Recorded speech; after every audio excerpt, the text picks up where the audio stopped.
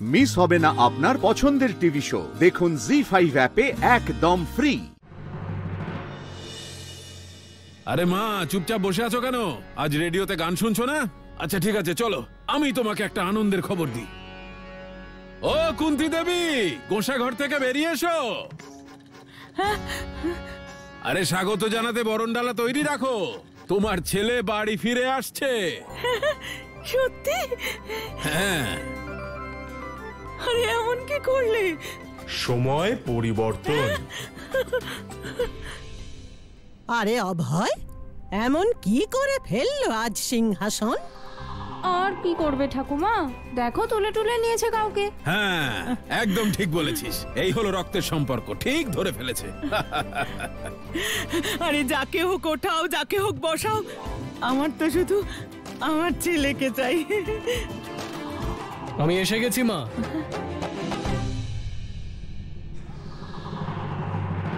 নাও।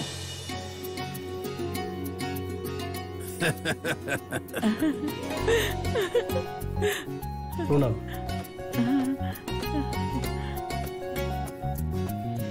তোমরা সবাই এটাই চাইছিলে তো?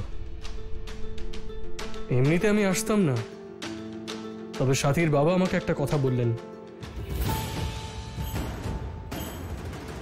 উনি বললেন যে প্রত্যেকটা ভালোবাসার একটা আয়ু থাকে। আমারও মনে হলো যে আমার ভালোবাসার আয়ু হয়তো এইটুকুই, তাই চলে এলাম।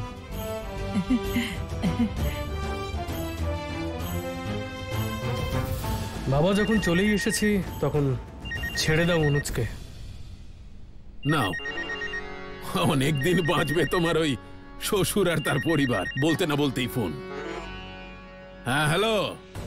হ্যালো সিংহাসন বাবু, আমি অনুজের মা বলছি। আমি আমার মেয়েকে নিয়ে চলে এসেছি, এবার আমার ছেলেটাকে আপনি ছেড়ে দিন।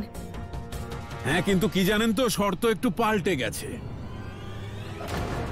এবার ঠিকানার বদলে ছেলে পাবেন, মানে অন্য শহরে গিয়ে সেই ঠিকানাটা পাঠিয়ে দেবেন, সেই ঠিকানায় আপনার ছেলেকে পাঠিয়ে দেব।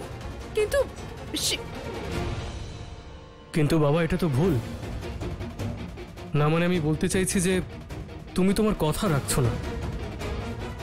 শোন বাবা, ঘর পোড়া গরু সিঁদুরে মেঘ দেখলেই ভয় পায়, তাই সাবধানতা অবলম্বন করছি যাতে ওই ক্লার্ক বাবুর মেয়ে তোর ঘাড়ে চেপে বসার সুযোগ আর না পায়।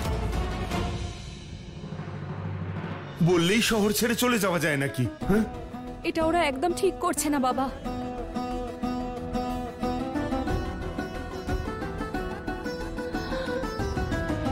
ঠিক আছে, তোমার যা ঠিক মনে হয় করো, কিন্তু একবার ওই অনুজের সঙ্গে আমার দেখা করিয়ে দাও।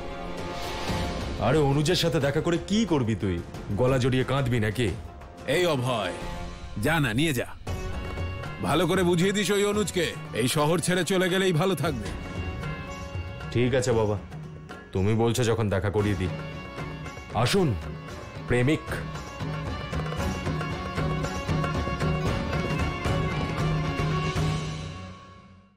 জি5 ডাউনলোড করুন আর সব এপিসোড দেখুন একদম ফ্রি।